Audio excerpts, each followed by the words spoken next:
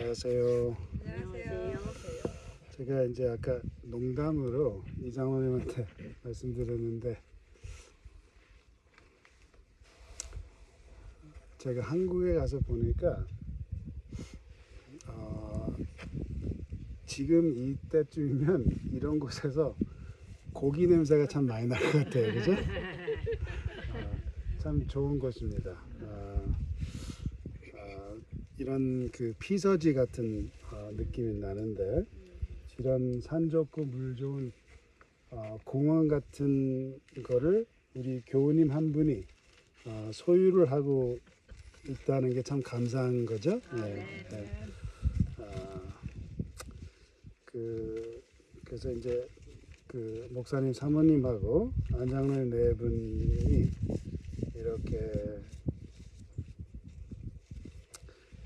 하나님께서 이런 거를 선물로 받으시고 또 이런 장소를 또 제공해 주신 거를 감사하게 생각합니다.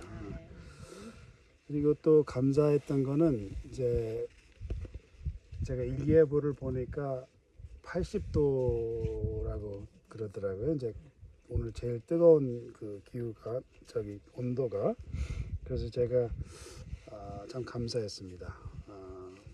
그리고 또 우리 차 목사님 네 분, 또 김장로님 네 분 이렇게 오셔서 방문해 주셔서 감사합니다. 이런저런 그 감사한 게 많이 있지만 제가 항상 말씀드리는 게 제 진심이에요. 항상 정기적으로 나오신 여러분들 뵙는 게 저는 참 감사합니다.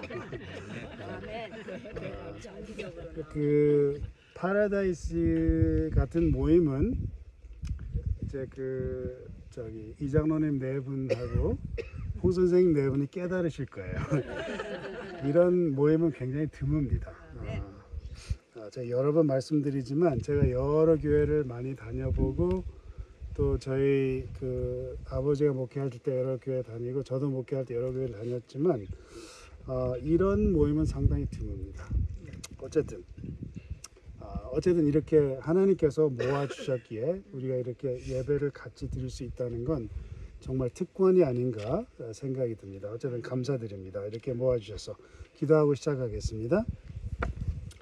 하늘에 계신 아버지, 저희들에게 이런 특권을 주시고 저희들에게 이런 좋은 모임을 허락해 주시고 저희들에게 주님의 사랑을 우리 서로를 통해서 몸소 보여주심을 정말 감사드립니다. 아버지 하나님께서 이 교회를 계속해서 인도해 주시고 사랑해 주실 걸 저희를 믿고 또 이 시간 주님께서 같이 해 주실 거를 기도드리며 예수님 이름으로 기도합니다. 엘 카미노 산티아고라는 데를 가보셨는지 모르겠어요. 그 엘 카미노 산티아고라는 그 길을 들어보셨나요? 네. 들어보셨어요? 고양이 길. 고행의 길, 그렇죠? 근데 그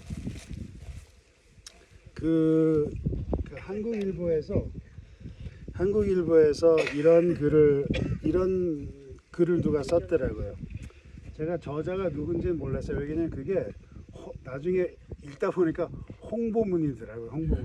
44주년 때 이렇게 한국일보 44주년은 기념으로 여행을 갑니다 하는 그런 홍보문인데 이렇게 써놨더라고요. 누구나 성공의 문턱에서 한 번쯤 뒤돌아보게 되는 삶, 그리고 인생.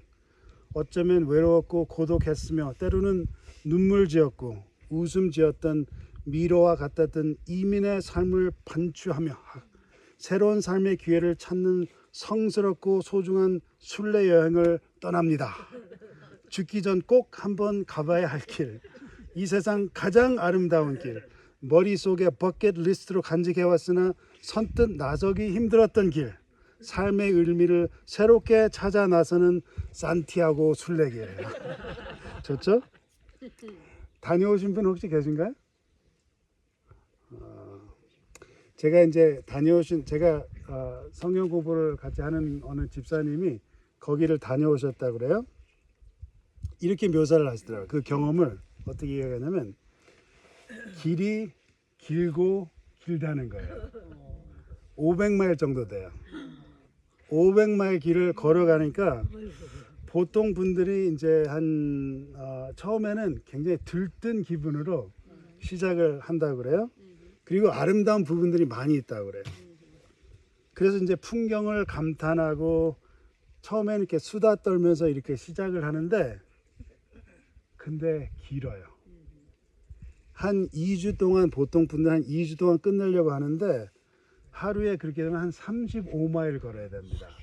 35마일. 야. 그러면 10시간 때로는 그 이상을 이렇게 걸어야 돼요. 그러면서 그 집사님이 뭐라 했냐면 그렇게 가다 보면 그냥 다 귀찮아진대요. 왜 내가 이걸 하고 있을까? 그런 생각만 든다고 그래요. 왜 내가 왔을까? 옆에 가는 사람들하고 말하는 것도 귀찮고 싫어지고 옆에 가는 사람도 싫어진다고 그렇게 이야기를 해요. 그래서 결국은 혼자 걷기 시작한대요. 말하기 싫어가지고. 그래서 혼자 걷다가 생각을 하면서 자기 삶을 뒤돌아보다가 그러다가 자기 옆에 있는 동행자와 이야기를 하며 그 이야기가 이제는 수다를 떠는 이야기가 아니라 자기의 삶의 어려움과 기쁨과 슬픔과 행복과 그런 대화를 나누기 시작해서 나중에 그 같이 간 사람들과 정말 밀접한 관계를 남기고 여행을 마친다 하며 저에게 자기의 그 경험을 그렇게 이야기를 하셨습니다. 길을 갈 때 그 동행하는 동반자가 있는 것은 좋을 때가 있다고 생각이 됩니다. 근데 특별히 먼 길을 갈 때는 동반자가 있는 것이 좋을 때가 아니라 그 이상으로 때로는 필요하지 않을까 생각이 들어요. 기쁨도 같이 나눌 때 더욱 기쁘고 슬픔도 같이 나눌 때 짐이 덜 되는 것이 우리 이 세상의 경험이 아닌가 싶습니다. 제가 몇 주 전부터 계속 이 정의를 이렇게 내려드렸는데 3주 전에 제가 혹시 이 설교 전에 3주 전에 제가 마지막에 했는데 그때 어떤 거에 대해서 제가 정의를 드렸는지 혹시 기억하세요? 속죄. 역시 저는 제 마음속에 김경장 씨는 아실 거라 그런 생각을 했어요. 근데 역시 그렇습니다. 그 죄라는 단어가 제가 말씀드릴 때 히브리어로는 어떤 단어로 말씀드렸어요? 노트를 보고 계시네요. 하마티아?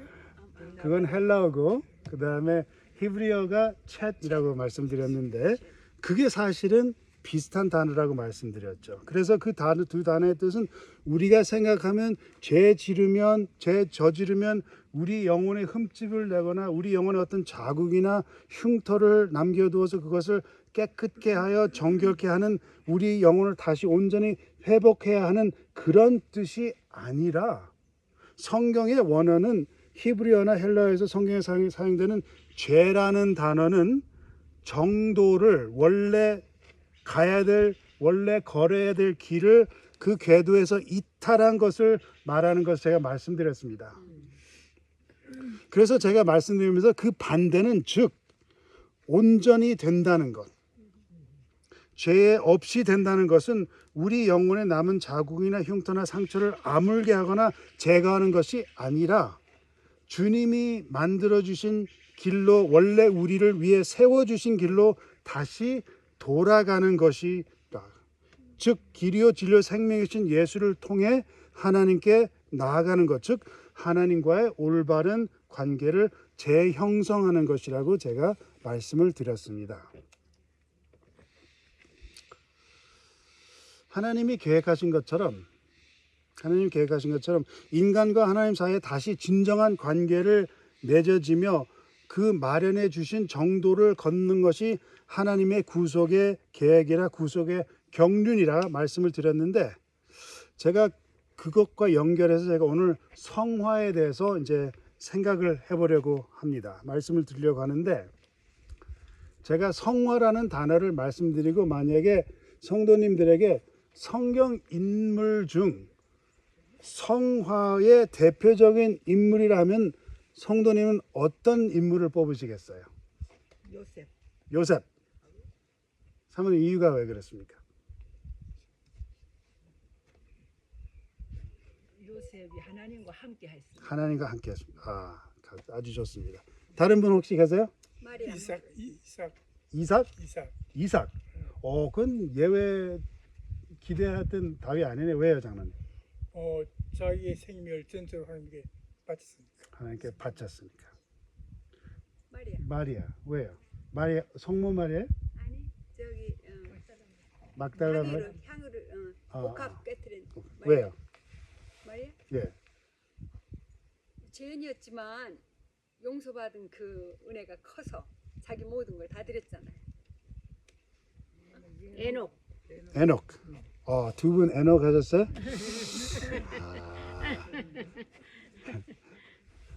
제 마음에 드는 답입니다. 저는 에녹을 뽑겠습니다. 왜냐면 저는 그냥 간단해요. 왜냐면 사모님들하고 장로님 답이 좋은데 하나님이 그를 어떻게 하셨어요? 데려가셨어요. 그 정도면 성화됐다고 우리가 할 수 있잖아요. 그죠? 그래서 그 정도면 하늘에서 살 준비가 된 사람에게 데려가신 게 아닌가 생각이 들어요. 근데 제가 에녹에 대해서 많이 궁금합니다. 궁금하지 않으세요? 어떤 사람이었기에, 어떻게 생긴 사람이었기에, 어떤 생활을 살았기에 하는 그런 궁금증을 많이 유발하는 사람이다 생각이 들어요.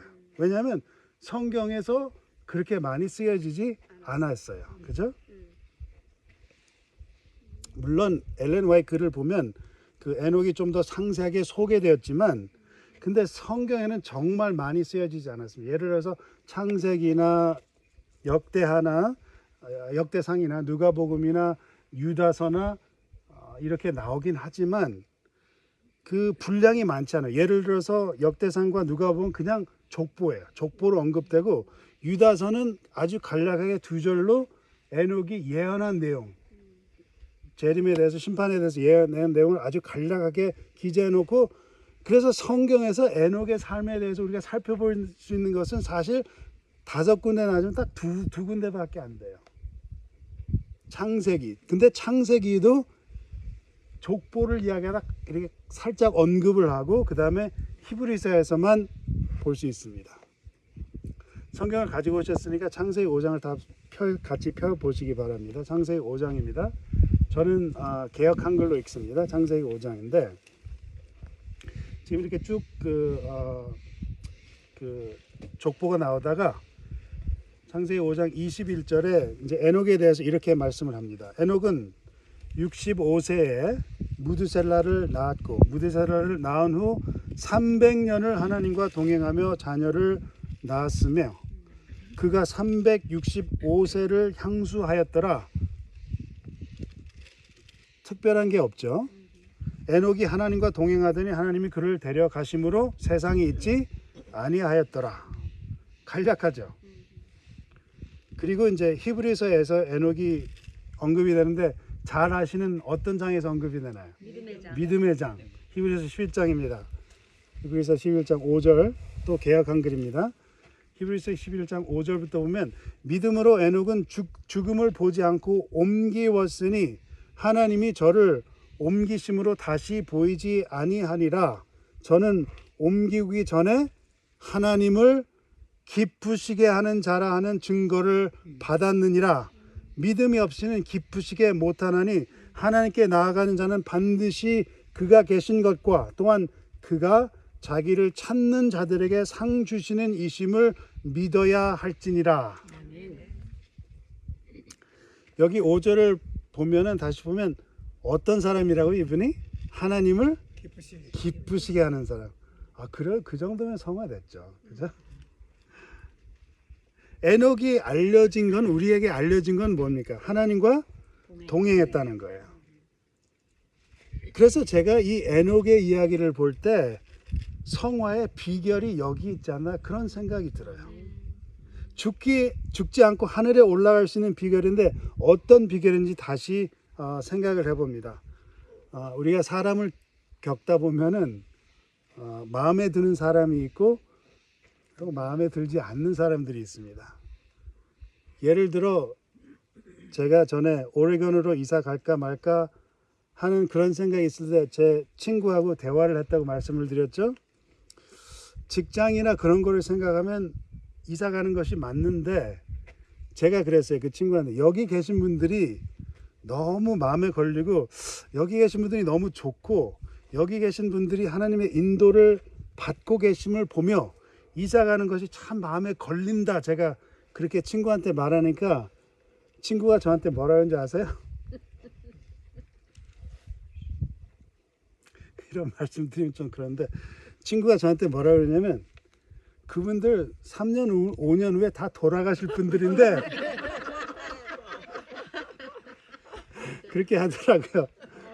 화내지 마시기 바랍니다. 제가 말한 게 아닙니다. 화가 나실 수 있지만 근데 실은 그 말이 옳은 말일 수도 있어요. 사람 일은 모릅니다. 실은 제가 먼저 죽을 수도 있어요. 사람 일은 모릅니다. 보장이 안 된 것이 인생길이 아닌가 생각이 들어요. 그죠? 근데 그런 길을 같이 갈 수 있다는 것. 그리고 그러한 허무한 삶에서 벗어날 수 있다는 것. 이탈된 길을 살다가 그 의미 없는 허무한 삶을 살다가 그리스도의 희생과 하나님의 은혜로 다시 하나님이 계획하신 정도로 돌아갈 수 있어서 그 정도를 걸을 때 그 걸어가는 과정에 마음에 드는 동행자가 있다면 우리에겐 큰 도움이 되지 않을까 생각이 드는 것입니다. 저는 심지어 그 이상인 장로님하고 홍 선생님도 마음에 듭니다. 아멘. 제가 심지어라고 하는 표현을 여러분 이해를 하시겠죠? 떠나시기 때문에 제가 그렇게 말을 하는데 어쨌든 그래도 두 분이 제가 마음에 듭니다. 정말이에요. 어디를 가자 하든지 아니면 무엇을 같이 하자 하면 아마도 제가 같이 할 생각이 들지 않을까 그런 마음이에요. 히브리서 11장은 에녹이 하나님을 기쁘게 하는 자로 인정을 받았다 합니다. 11장 5절 다시 보면 하나님을 기쁘시게 하는 자라 하는 증거를 받았느니라. 그래서 제가 질문을 드리고 싶어요. 어떻게 하면 하나님을 기쁘게 하는 자로 인정을 받을 수 있을까요?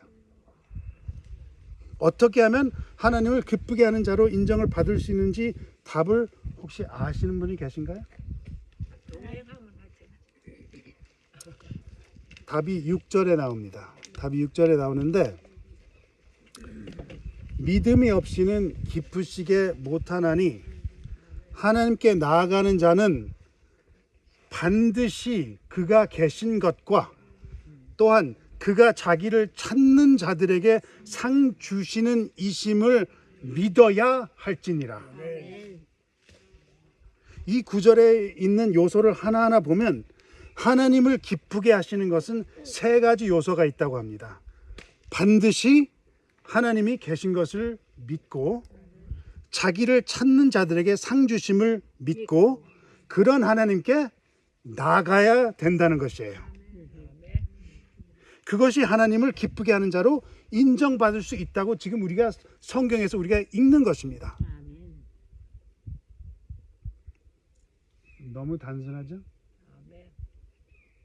다시 한번 봅니다. 믿음으로 에녹은 죽음을 보지 않고 옮기었으니 하나님이 저를 옮기우심으로 다시 보이지 아니하리라. 저는 옮기기 전에 하나님을 기쁘시게 하는 자라 하는 증거를 받았느니라. 믿음이 없이는 기쁘시게 못하나니 하나님께 나아가는 자는 반드시 그가 계신 것과 또한 그가 자기를 찾는 자들에게 상 주시는 이심을 믿어야 할지니라.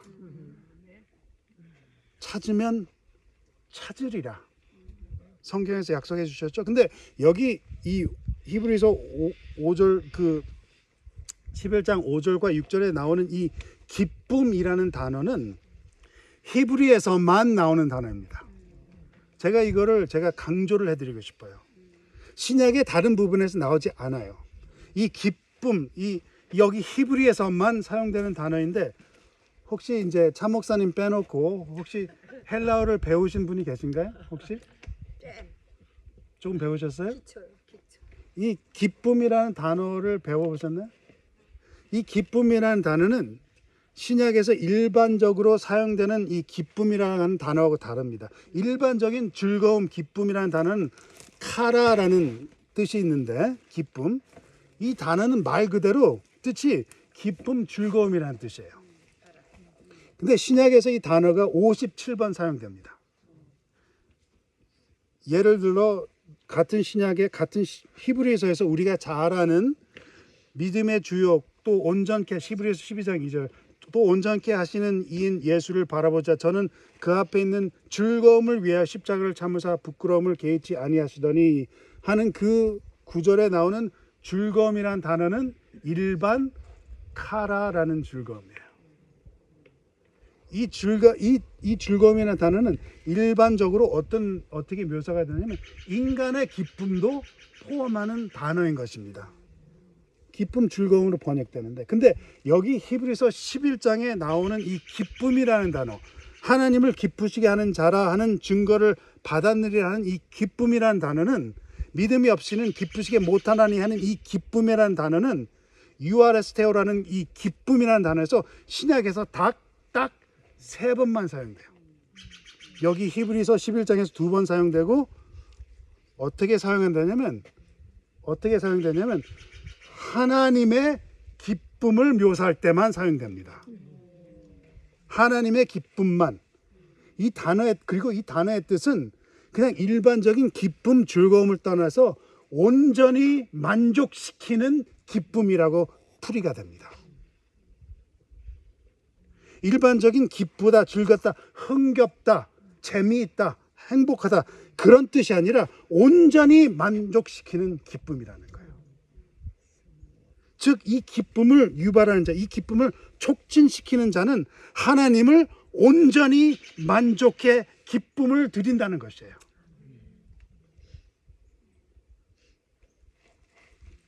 성경은 우리에게 지금 이야기하고 있어요.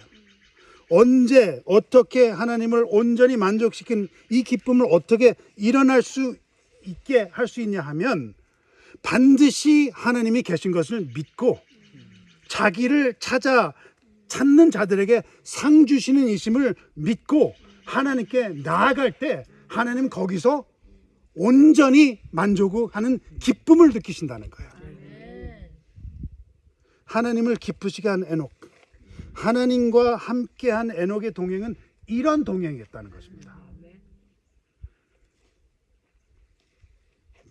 반드시 그가 계신 것을 믿고 자기를 찾는 자들에게 분명히 상 주심을 믿고 그렇게 반드시 매번 우리도 변함없이 하나님께 나아갈 때 내 옆에 계신다는 것, 나와 항상 같이 하신다는 것, 정말 실체로 같이 하신다는 것, 정말 살아계신 하나님이라는 것을 그리고 내가 찾으면 분명히 나와 같이 하신다는 것을 믿고 그런 생활을 할 때 그것이 동행이라는 것입니다. 이처럼 하나님의 임재를 믿을 때 이와 같이 나와 함께 하심을 믿을 때 이것은 하나님께서 본인을 온전히 만족해 기쁘게 하신다는 그런 기쁨으로 묘사하셨다는 것인데 근데 성경은 이런 동행이 이런 진정한 하나님과 하는 동행이 그런 삶을 살 때 그럴 때 나의 삶이 바뀐다고 이야기를 합니다. 고린도후서 3장 18절입니다. 우리가 다 수건을 벗은 얼굴로 거울을 보는 것 같이 주의 영광을 보며 저와 같은 형상으로 화하여 영광으로 영광에 이르니 곧 주의 영으로 말미암으니라. 부지와 선지자라는 책에서도 이런 관계를 강조합니다. 85장입니다. 아주 치명적인 말씀을 해요. 에녹의 마음은 하나님의 뜻과 일치하였다. 왜냐하면 두 사람이 의합지 못하면 동행할 수 없기 때문이다. 이 거룩한 동행은 300년간 계속되었다. 살 날이 얼마 남지 않았거나 예수의 재림이 임박함을 안다면 훨씬 더 열렬하고 헌신적이 되지 않을 그리스도인들은 거의 없을 것이다. 그러나 에녹의 믿음은 세월이 흐르도록 더욱 강해지고 그의 사랑은 더욱 열렬하게 되었다.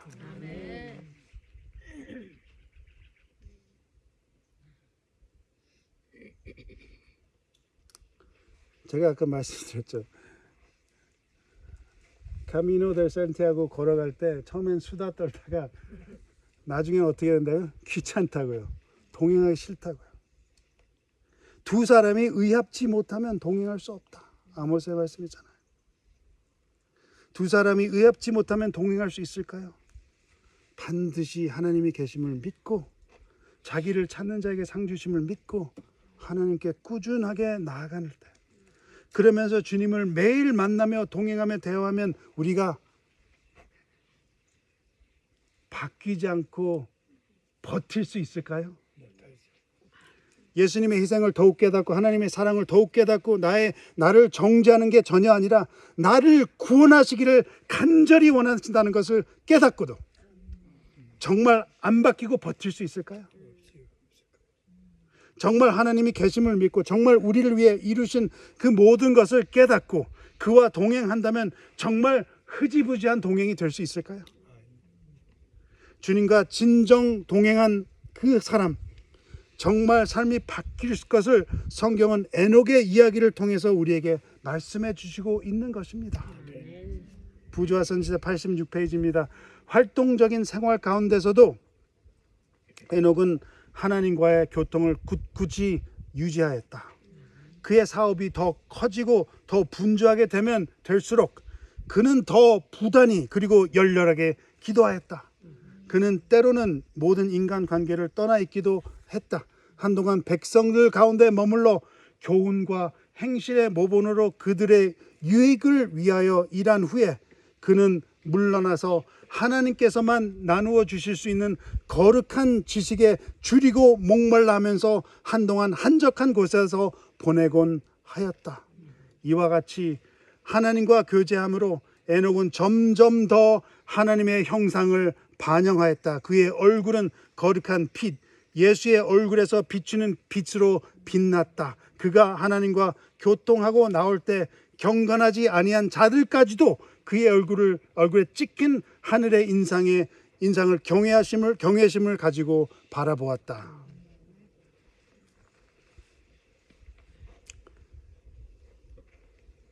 모세가 하나님을 만난 다음에 산에서 내려왔던 그 얼굴에서 빛바란 그런 모습을 우리에게 알려주는 그런 상기시켜준 그런 말씀이죠. 제가 이 부분을 다시 읽어드리고 싶습니다. 한동안 백성들 가운데 머물러 교훈과 실행의 모본으로 그들의 유익을 위해서 일한 후에 그는 머물러서 하나님께서만 나누어 주실 수 있는 그런 거룩한 지식을 줄이고 목말라 하면서 한동안 한적한 곳에서 보내곤 하였다. 이와 같이 하나님과 교제함으로 에녹은 점점 더 하나님의 형상을 반영하였다. 이런 모습. 한동안 백성들 가운데 머물러 그들의 유익을 위해서 일한 후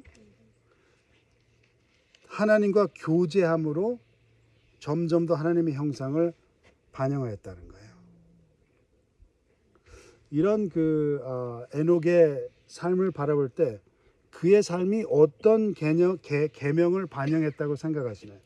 머리에 떠오르시는 성경 구절이 있으신가요? 한동안 백성들 가운데 머물러 그들의 유익을 위해서 일하고 그 다음에 또 하나님과 따로 교제해서 더 하나님의 형상을 반영하고 할 때 안식일 계명, 성화, 그렇죠? 그런 형상이 나타나며 하나님과 더욱 깊게 교제함으로 점점 더 하나님의 형상을 반영하고 그런 형상이 나타나며 나가서 남들의 유익을 위해 일하는 것. 저는 이런 에녹의 모습에서 이런 삶이 큰 계명, 첫 계명을 간직하며 지키는 삶이구나 하는 생각이 듭니다. 마태복음 20장에 나오는, 마가복음 12장에 나오는, 누가복음 10장에서의 어떤 계명이 크고 첫째인지 우리가 예수님의 답을 통해서 우리가 볼 수 있죠. 근데 그 하나님과 교제하는 그 모습, 하나님을 너무 사랑하는 그 모습, 그리고 거기서 힘을 빌려 남들의 유익을 위해서 일하는 모습, 즉 이웃을 사랑하는 그 모습. 아, 에녹이 하나님과 동행했던 모습이 이런 모습이구나 하는 생각이 듭니다. 반드시 하나님 계신 것을 믿고 자기를 찾는 자에게 창 주심을 믿고 하나님께 나아갈 때, 그럴 때 우리가 분명히 하나님과 사랑하는 동반자가 되면, 그러는 우리는 우리 이웃을 위한 유익한 삶을 살 수 있게 된다는 것을 우리가 에녹의 삶을 통해서 볼 수 있는 게 아닌가 생각이 드는 것입니다.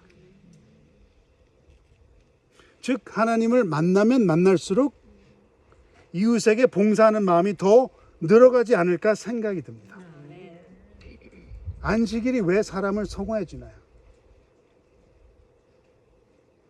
안식일이 왜 사람을 성화해 주나요? 우리가 안식일에 대해서 성화하는 것을 이야기를 많이 합니다.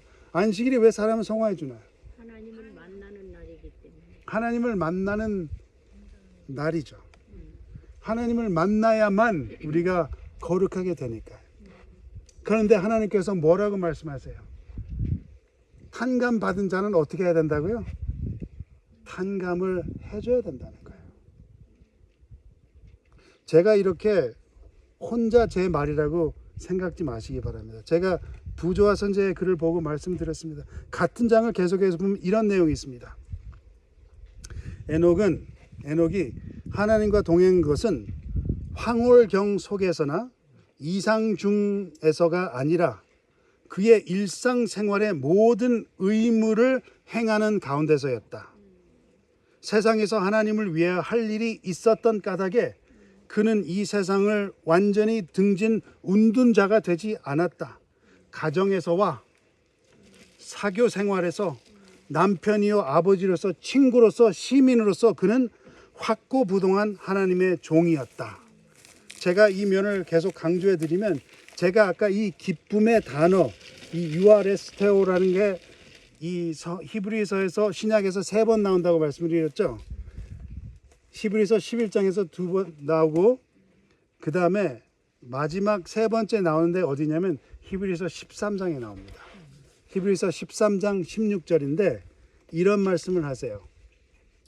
오직 선을 행함과 서로 나눠주기를 잊지 말라.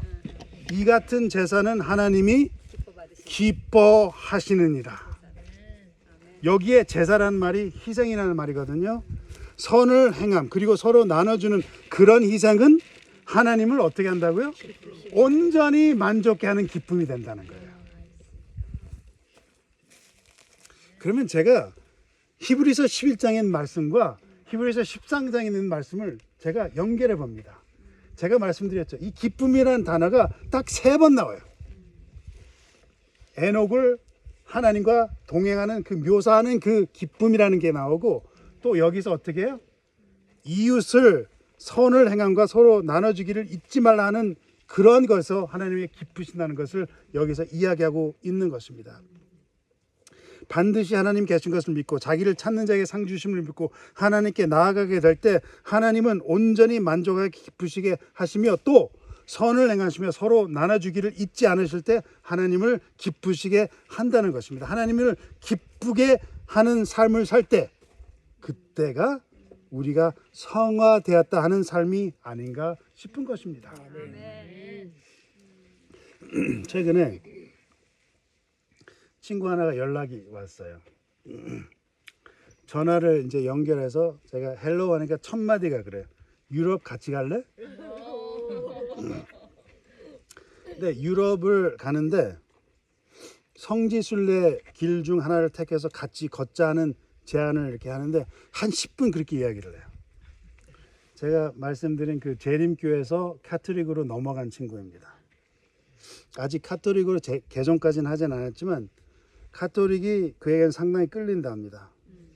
그래서 이제 이야기하는 게 가톨릭 신도들의 성지순례 길 중 하나를 정해서 같이 가자. 그래서 제 속마음을 어떻게 생각했어요? 내가 왜? 이렇게 생각을 했는데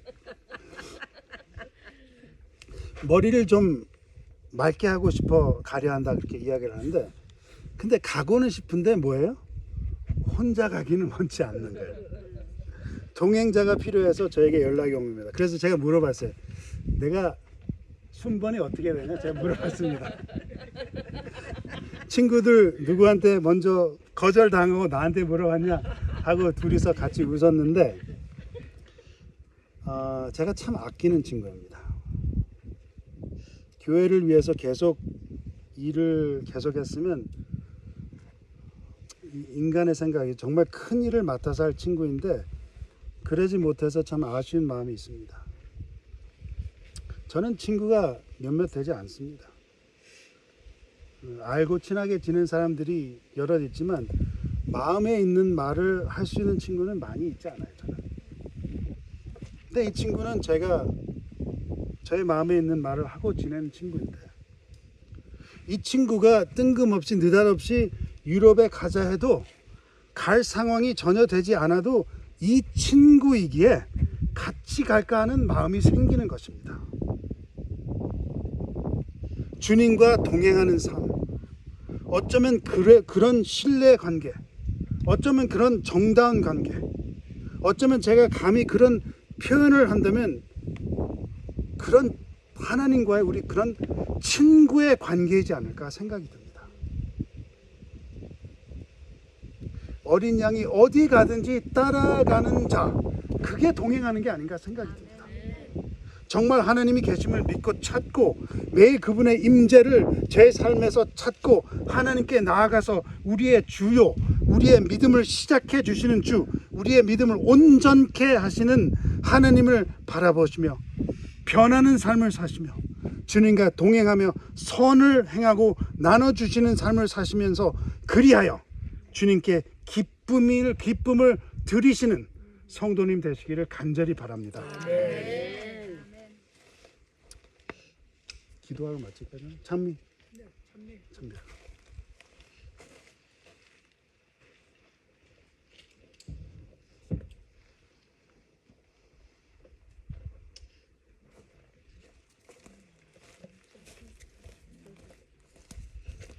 말씀 대단히 감사합니다. 여러분들도 그런 동행할 수 있는 친구가 있는지 한번 돌아보시고 여기서 찾으시는 게 더 빠르고 쉬우실 거예요. 그리고 또 마지막 웃음이 더욱 인상이 깊은데 마지막 찬미 42장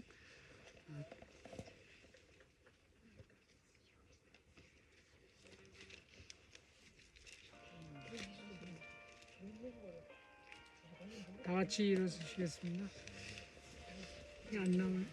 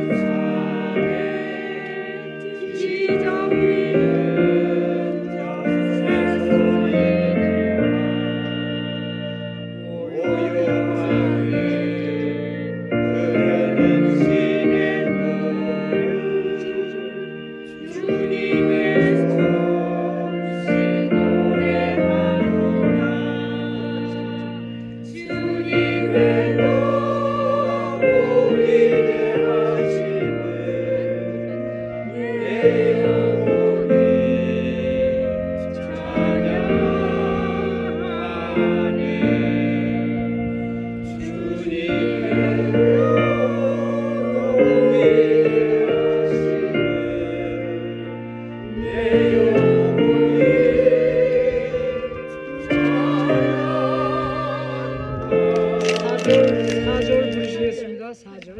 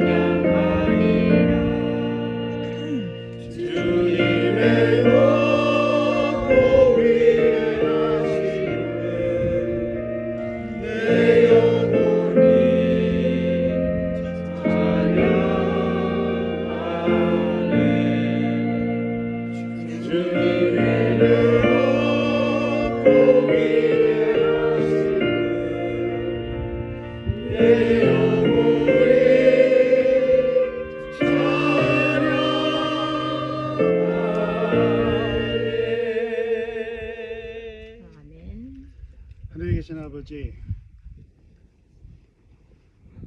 저희들 정말 주님과 같이 동행하는 삶을 살고 싶습니다. 아멘. 저희들 정말 주님께 매일 나갈 수 있는 용기를 허락해 주시고 아멘.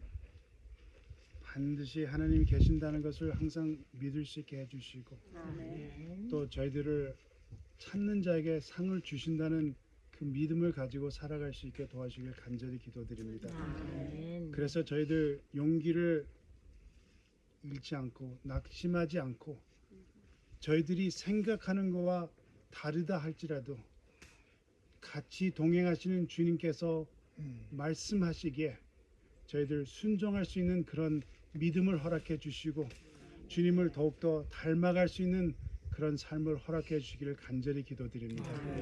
정말 주님께 성화되는 삶을 통해서 주님께 연락될 수 있는 예배를 바치고 싶고 또한 그런 연락될 수 있는 삶을 살고 싶으니 주님께서 저희들의 주님의 형상으로 만들어 주셔서 주님의 사랑을 충분히 남들에게 온전히 반영할 수 있는 그런 사람이 될 수 있게 도와주시며 그렇게 해서 주님과 정말 완전히 온전히 만족할 수 있는 기쁨을 서로 나눌 수 있게 주님께서 인도하여 주시면서 성령으로 같이 해 주시기를 예수 그리스도의 이름으로 간절히 기도드립니다. 아멘. 아멘. 감사합니다.